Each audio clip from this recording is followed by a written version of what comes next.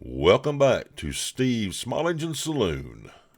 So I just did a video on chainsaws having this winter mode or snow mode on it.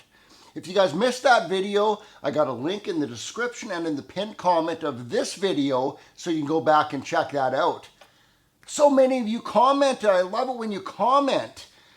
You said that, hey, Steve, do you know that not just chainsaws have that? Some backpack blowers, leaf blowers, have that feature on it also, so for when you're blowing snow when it's really cold. A lot of people don't realize that you can actually use these leaf blowers as snow blowers. This is my Husqvarna 350 BT. At no point on this backpack blower is there any feature for winter mode when you're blowing snow. But I do have this one. My Stihl BR600 has that feature on it. I'm going to show you how easy this is to change this. T27 Torx. You can use a 25 also, but just be careful with 25. Get this air filter cover off. And air filter comes out. Now you're going to see this little flapper right here.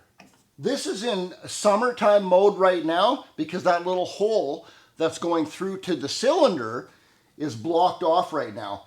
I'm going to change it right for you here to winter mode. You just have to loosen that screw off with your Torx 27 or 25. Open that up. Now the hole's going through there. Straight to the cylinder. Tighten that little screw back up again, just so that flapper can't close by itself.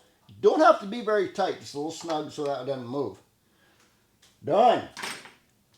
Now what that just did is it opened up that hole that's going through to the cylinder, to your engine itself. That's blowing some heat away from the cylinder. Now it's going to be blowing a little bit of that heat through that hole this way into your air filter.